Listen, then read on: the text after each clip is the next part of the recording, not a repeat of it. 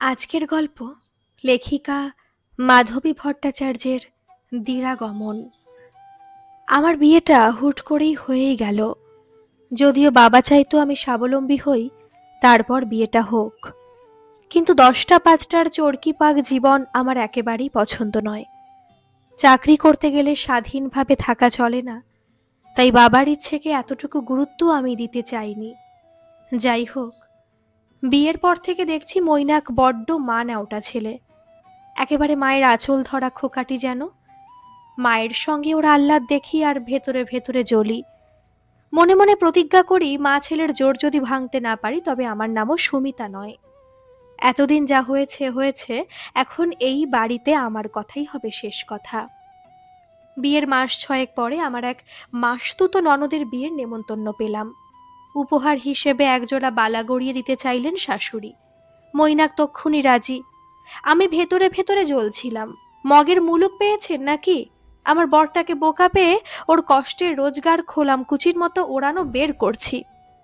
সেই রাতেই পাশাপাশি শুয়ে থমথমে গলায় মৈনাককে বললাম, বালা গড়াতে কত টাকা দিচ্ছ? এখনো হিসাব করিনি। কেন? মৈনাক অবাক। হিসেব করতে হবে না, কারণ কোনো টাকা তুমি দিচ্ছ না। কেন দেব না? মৈনাক আরও অবাক। কারণ তাতে অনেক খরচ হবে। অন্য গিফট দাও, সোনার বালাই দিতে হবে নাকি? তোমার মা তোমাকে বোকা পেয়ে এতগুলো টাকা খসাবেন, এ আমি কিছুতেই হতে দেব না।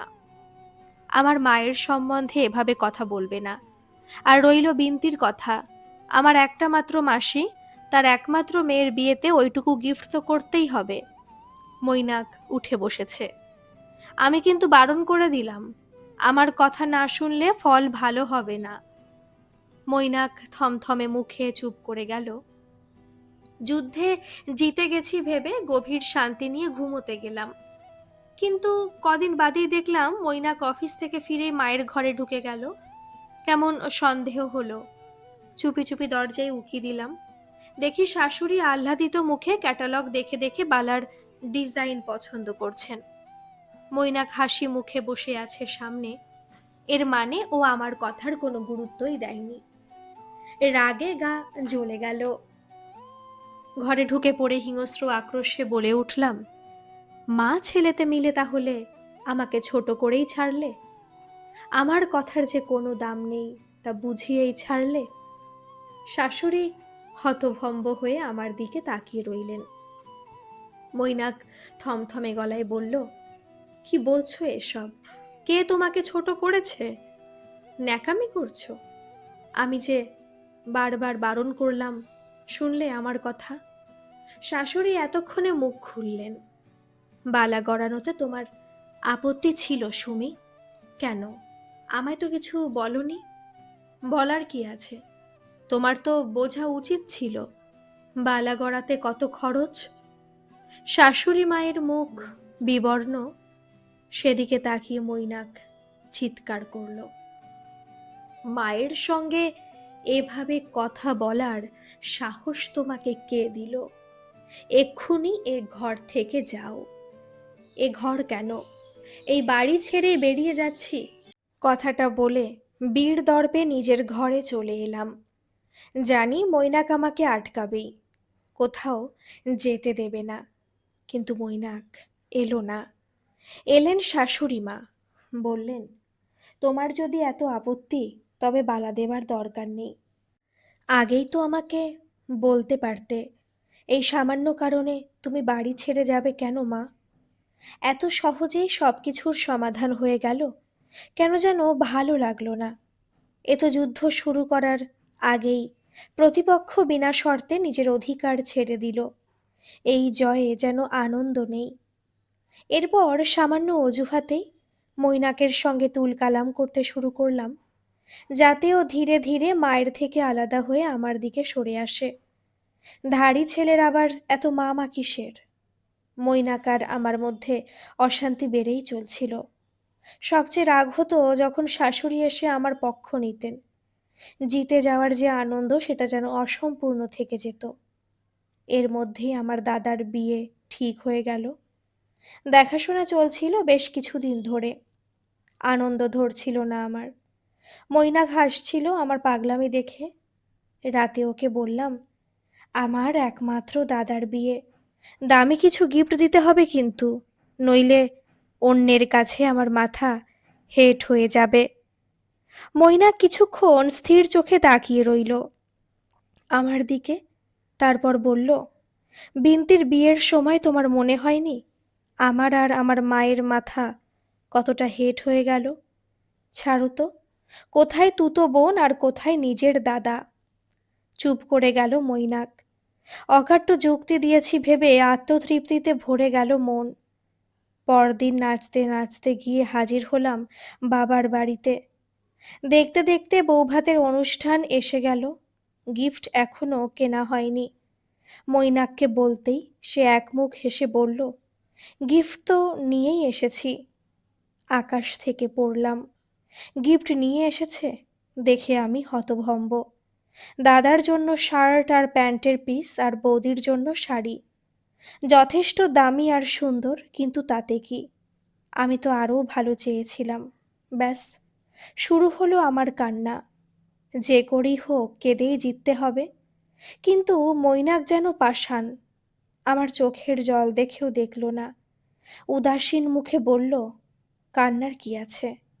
ছি, এভাবে আমার মাথা হেট করে দেবে স্বপ্নেও ভাবিনি। বিন্তির বিয়েতেও তো এরকমই গিফট দিয়েছিলাম। তুমি তো বলেছিলে এর চেয়ে ভালো গিফট হয় না। তাহলে এখন কি হলো? মৈনাক নির্বিকার। বুঝতে পারলাম প্রতিশোধ নিচ্ছে মৈনাক। সেদিনের ঘটনা ও এভাবে মনে রাখবে ভাবতেই পারিনি। ওর মাসতুতো বোন আর আমার নিজের দাদা এক হলো। কাঁদতে কাঁদতে দিন রাত এক করে দিতে লাগলাম। মা আর বাবা ব্যাপারটা বুঝে আমাকে আড়ালে ডেকে নিয়ে বললেন, এ কি কাণ্ড করছিস? সামান্য গিফটের জন্য এত ঝামেলা করার মানে কি? মৈনাক যেমন পেরেছে তেমন গিফটই এনেছে, কিসের অসুবিধে তোর? তোমরা কিচ্ছু জানো না। মৈনাক এক নম্বরের শয়তান। নিশ্চয়ই ওই শয়তান বুড়িটাও আছে এর মধ্যে। ওই মৈনাককে বুদ্ধি দিয়েছে। যা নয় তাই বলো না। মৈনাকের মতো একটা ছেলে হয় না। ওর মা তো দেবীর মতো মানুষ। তুমি মূর্খ তাই বুঝতে পারছো না। বাবা প্রচণ্ড রেগে গেছেন। তখনকার মতো চুপ করে গেলাম। কিন্তু আমার নামও সুমি। আমি হারতে শিখিনি কখনো, আজও হারব না। মৈনাককে এর উপযুক্ত শাস্তি দেবই দেব। বৌভাতের অনুষ্ঠান মিটে যেতে মৈনাক আমাকে নিয়ে বাড়ি ফিরতে চাইল। শাশুড়ির শরীর ভালো নয়, তাই তাড়াতাড়ি ফিরতে চাই। আমি সেই সুযোগেরই অপেক্ষা করছিলাম। ঠান্ডা গলায় বললাম, আমি কখনো ফিরব না ওই বাড়িতে। তুমি তোমার মাকে নিয়েই থাকো। যে সংসারে আমার কোনো গুরুত্ব নেই, সেখানে ফিরে যাবার মতো দুর্বল মানসিকতা আমার নয়।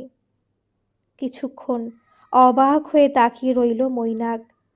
তারপর আর কিচ্ছুটি না বলে রওনা হলো বাড়ির দিকে।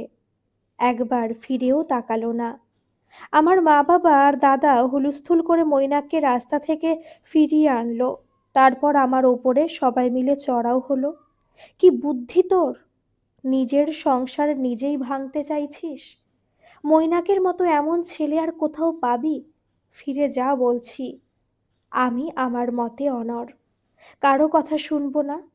মৈনাক চুপ করে সব কিছু দেখছিল। এবারে বলল, ছেড়ে দিন, জোর করে কিছু হয় না। ওর যদি আর ফিরে যেতে ইচ্ছে না হয় সেটা ওর ইচ্ছে, সেখানে আমরা কিছুই করতে পারবো না। চলে গেল মৈনাক। ওর জেদ দেখে আমার রাগ আরও বেড়ে যাচ্ছিল। একটুও কি সারতে পারতো না? দিব্যি গটগট করে চলে গেল। যাক, আমিও বাঁচলাম। দেখতে দেখতে কেটে গেল বেশ কটা দিন। মৈনাক একবারও আসেনি, ওর মাও না। আমি আশা করেছিলাম আমাকে ফিরিয়ে নিয়ে যেতে অনেক সাধাসাধি করবে ওরা, কিন্তু সেরকম কিছুই হলো না। রাগ করে মাকে বললাম, দেখলে, মার ছেলে হাঁপ ছেড়ে বেঁচেছে আমি ফিরে যাইনি বলে, নইলে এতদিনে কি একবারও আসতে পারতো না মৈনাক? ওর মাও তো আসতে পারতেন। কি শখ তোর! নিজেই ওকে তাড়িয়ে দিয়ে আশা করছিস সে ফিরিয়ে নিয়ে যাবে? মরবি, তুই মরবি। ভালো কথা বলেছিলাম, বুঝতে পারলি না তো? আমি রাগ করে উঠে গেলাম সেখান থেকে। আমার মা বাবাও আমার শত্রু, কাকে কি বলবো। এক রাতে মায়ের খুব জ্বর এলো। বৌদি একা হাতে সব সামলালো সেদিন। বৌদিকে ভালোই লাগে আমার, কিন্তু সেদিন সবাই যেভাবে প্রশংসা করছিল, রাগে গা জ্বলতে লাগলো। এত প্রশংসার কি আছে? এ বাড়িতে বউ হয়ে এসেছে, এটুকু তো করতেই হবে। রাগ নিয়ে ঘুমোতে গেলাম সে রাতে। পরদিন সকালে উঠে দেখি মা চা করতে ঢুকেছে। দেখেই রাগ হয়ে গেল। অসুস্থ শরীরে রান্নাঘরে ঢুকেছে? তোমাকে কে ঢুকতে বলেছে রান্নাঘরে? বৌদি কোথায়? ও ঘুমোচ্ছে, ঘুমোক একটু। কাল রাতে বেচারির অনেক পরিশ্রম হয়েছে। ব্যাস, তেলে বেগুনে জ্বলে উঠলাম। অনেক পরিশ্রম হয়েছে? তোমাকে ভালো মানুষ পেয়েছে তো, তাই যা খুশি তাই করছে। মা অবাক হয়ে তাকালো আমার দিকে। দিন দিন কি হচ্ছিস তুই? এখন মনে হচ্ছে আমরাই বোধহয় তোকে মানুষ করতে পারিনি। উর্মি কত ভালো মেয়ে, যা তা বলিস না ওর সম্বন্ধে। আমার আবার মাথা গরম হয়ে যাচ্ছিল। তখনই দেখতে পেলাম উর্মিকে। রান্নাঘরে ঢুকে লজ্জা লজ্জা গলায় মাকে বলল, এমা, তুমি চা করছো? আমার ঘুম ভাঙতে দেরি হয়ে গেল, সরি। তাতে কি হয়েছে, যা মুখ ধুয়ে আয়, সস্নেহ হাসিতে বলল মা। মা আর বৌমার আহ্লাদ দেখছিলাম জ্বলন্ত চোখে। এবারে আমি বলে উঠলাম, কি গো বৌদি, ভালোই অভিনয় করতে শিখেছ। অসুস্থ মাকে রান্নাঘরে ঢুকিয়ে আবার মিষ্টি মিষ্টি কথা বলা হচ্ছে। উর্মির মুখ ফ্যাকাশে হয়ে গেল। মা স্তম্ভিত। উর্মি কোনো মতে বলল, না না সুমিদি, ঘুম ভাঙেনি আমার, নইলে মাকে রান্নাঘরে ঢুকতে দিতাম না। ইচ্ছে করে ঘুম থেকে ওঠোনি তুমি। গলায় বিষ ঢেলে দিলাম। উর্মির চোখের ভাষা পাল্টে গেল এবার। সুমিদি, তুমি আমার থেকে বয়সে বড় হলেও সম্পর্কে কিন্তু আমি তোমার বৌদি হই। কিছু বলার আগে একটু ভেবে নিও। কি ভাববো? যা বলছি ঠিক বলছি। উর্মি এবারে কেটে কেটে বলল, তুমি এভাবে বলার কে? একবারও নিজেকে আয়নায় দেখেছো? নিজে কি করেছো এতদিন?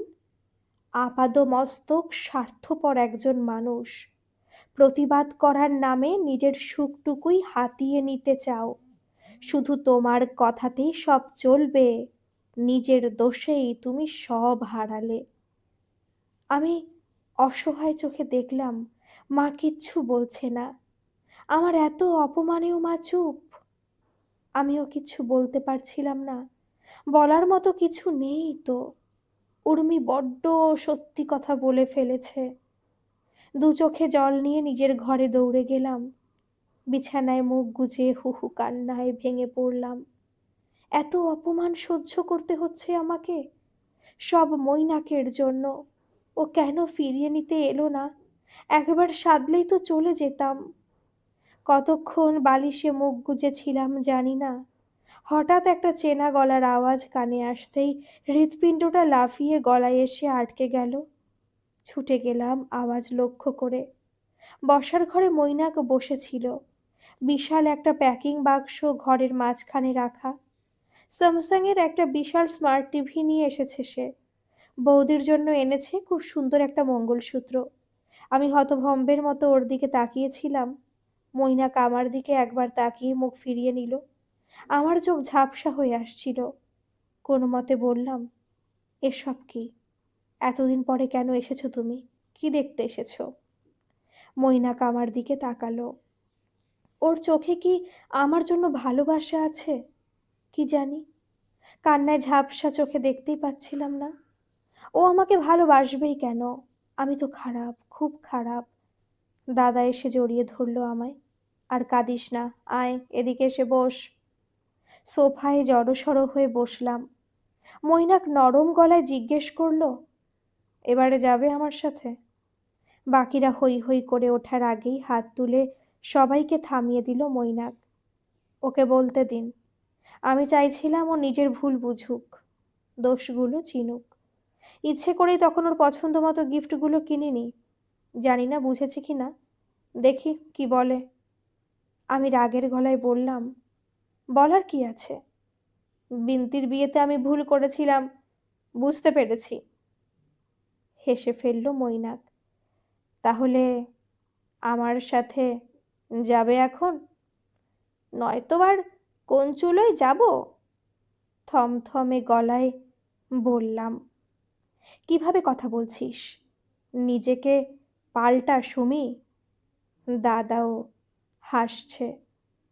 একটু পরে তৈরি হলাম আমি। শ্বশুর বাড়িতে আমার নিজের সংসারে ফিরে যাচ্ছি এতদিন পর। যাওয়ার সময় উর্মি কানে কানে বলল, তোমাকে অনেক কিছু বলে ফেললাম বলে কিছু মনে করো না।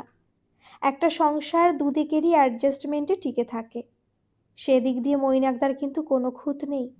তুমি নিজেকে পাল্টাও প্লিজ, রাগ করো না, তোমার ভালোর জন্যই বলছি। আমি বৌদির হাতে চাপ দিলাম আলতো করে।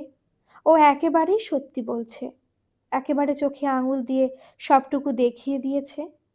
একটু হেসে মৈনাকের হাত ধরে পথে নামলাম। ক্যাব অপেক্ষা করছে সেখানে। আজকের এই গল্পটা আপনাদের কেমন লাগলো বন্ধুরা, অবশ্যই কিন্তু কমেন্ট করে জানাবেন। আর যারা আমার এই চ্যানেলে নতুন এসেছেন তারা প্লিজ একটা সাবস্ক্রাইব করে আমার পাশে থাকবেন। ধন্যবাদ।